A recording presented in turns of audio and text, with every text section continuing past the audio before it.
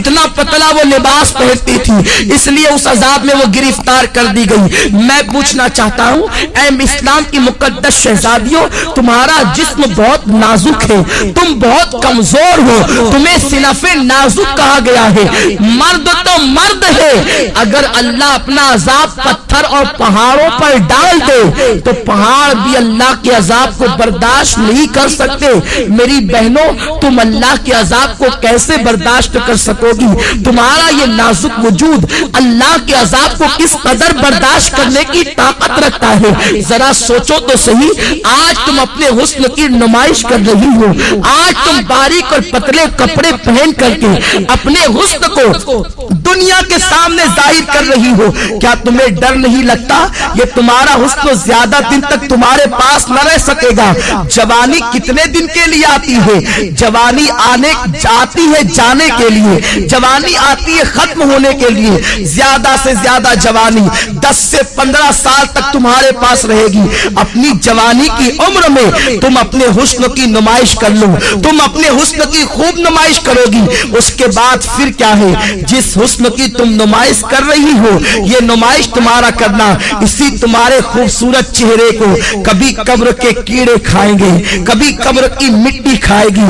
اپنی بڑی بڑی آنکھوں میں کاجل لگا کر، اپنی خوبصورت آنکھوں میں کاجل لگا کر بار بار آئینوں کو دیکھتی ہو اور بار بار عورتوں پہ فخر محسوس کرتی ہو کہ میری آنکھیں اتنی خوبصورت ہے، میرا چہرہ اتنا خوبصورت ہے۔ ارے نادانو، تمہارے خوبصورت چہرے کی حقیقت کیا ہے؟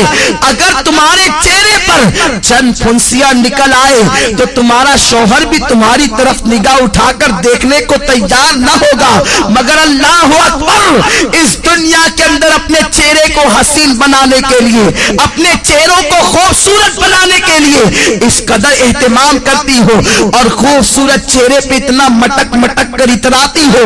یہ تمہارا خوبصورت چہرہ قبر کے اندر 3 دن کے اندر بگڑ جائے گا، 3 دن کے اندر اسے قبر کے کیڑے کھائیں گے۔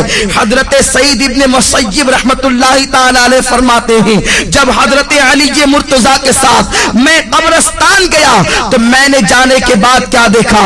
علی مرتضیٰ نے قبر والوں کو سلام کیا اور سلام کرنے کے بعد پوچھا، اے قبر والوں تمہارا کیا حال ہے، تمہاری کیا کیفیت ہے؟ تو ایک قبر سے آواز آئی، علی کیا پوچھتے ہو؟ جس خوبصورت بالوں کو ہم دن میں کئی مرتبہ سنوارتے تھے وہ بال ہماری کھوپڑیوں سے جھڑ چکے ہیں۔ اے علی کے مرتضیٰ، جن آنکھوں پر ہم بہت فخر کرتے تھے وہ آنکھوں کے گودے بہ بہ کر کے گالوں سے گر رہے ہیں۔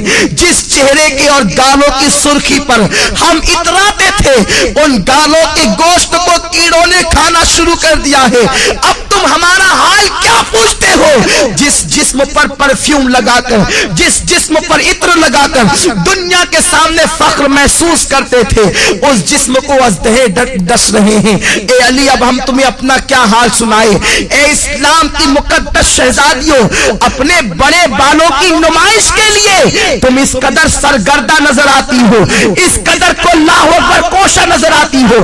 یہ تمہارے بال تمہاری قبر میں جھڑ جائیں گے، یہ تمہاری آنکھیں اسے قبر کے بچھو کھائیں گے، حشرات الارض اسے کھائیں گے۔ اور اللہ کے رسول تو یہاں تک فرماتے ہیں آج عورتیں اپنے حسن کا غلط استعمال کر کے کبھی کسی غیر محرم لڑکے سے محبت کا پیغام دیتی نظر آتی ہے، پیار و محبت کے نام پر اجنبی لڑکوں سے دوستی کرتی نظر آتی ہے، اور یہ آج فیشن بن چکا ہے، اسے عیب نہیں سمجھا جاتا۔ وہ عورتیں کان کھول کر سن لے جو لوگوں سے غلط تعلقات قائم کرتی ہیں۔ فرمایا گیا جن عورتوں نے دوسرے مردوں سے تعلقات قائم کرنا تو بہت بڑا جرم ہے، ایک مرتبہ اپنا ہاتھ کسی دوسرے مرد کے ہاتھ میں دیا ہوگا، اس عورت پر اللہ اس کی قبر میں 99 سانپ مسلط فرمائے گا،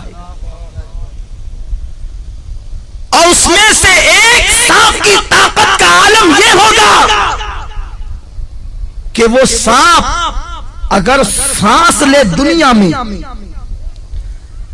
وہ سانپ اگر دنیا میں سانس لے تو اس کی سانس کی گرمی سے پوری دنیا کے انسان مر جائے،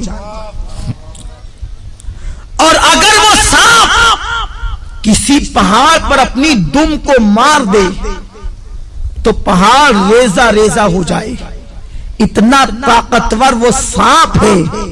ایسے ایسے طاقتور 99 سانپ اس عورت پر مسلط کیے جائیں گے جس نے ایک مرتبہ اپنا ہاتھ کسی غیر مرد کے ہاتھ میں دیا ہوگا۔ آج لڑکوں سے دوستی فیشن سمجھا جا رہا ہے۔ بچیاں سج دھج کر اسکول اور کالج کا رخ اس لیے کرتی ہیں، اللہ ماشاءاللہ سب کی بات نہیں کرتا کہ لڑکے انہیں دیکھیں، ان کی طرف متوجہ ہوں۔ اللہ کے رسول صلی اللہ علیہ وسلم نے فرمایا، میں نے معراج کی رات ایک منظر دیکھا کہ آگ کی کینچی سے کچھ عورتوں کی جلدیں کاٹی جا رہی ہیں، آگ کی کینچی سے ان کی جلدیں کاٹی جا رہی ہے۔ جو خواتین آپریشن کو جانتی ہے اور جن کا آپریشن کسی مقام پر یا کہاں ہوا ہے یا انہوں نے آپریشن کی داستان کو سنا ہوگا تو انہیں معلوم ہوگا کہ جب کسی کی جلد ڈاکٹر کاٹتا ہے تو پہلے اسے بے ہوش کرتا ہے، پھر بڑی نزاکت کے ساتھ ہلکے ہلکے انداز سے کاٹتا ہے، پھر جب ہوش آتا ہے تو انسان کتنا تڑپتا ہے، کتنا بے چین ہوتا ہے، کتنا بے قرار ہوتا ہے۔ بہت احتیاط کے ساتھ اگر بے ہوش کر کے انسان کی جلد کاٹی جائے تو انسان اتنا تڑپتا ہے۔ میری بہنوں ذرا سوچو تو صحیح کہ آگ کی کینچی سے کچھ عورتوں کی جلدیں کاٹی جا رہی تھی۔ غیب دار رسول صلی اللہ علیہ وسلم نے فرمایا، میں وہ منظر دیکھ کر بے قرار ہو گیا۔ میں نے پوچھا، جبریل یہ کون عورتیں ہیں اور ان پر یہ عذاب کیوں ہے؟ تو جبریل نے کہا، یا رسول اللہ یہ آپ کی امت کی وہ عورتیں ہیں جو اس لیے بن سنور کے گھر سے نکلتی تھی کہ مرد ان کی طرف راغب ہو اور ان کی طرف دیکھے، اس لیے انہیں اس عذاب میں مبتلا کیا گیا۔ اے اسلام کی مقدس شہزادیوں، تم مغربی تہذیب اور فیشن پر عمل کرنے کے بعد بہت زیادہ کامیاب نہیں ہو سکتی، بہت زیادہ کامران نہیں ہو سکتی۔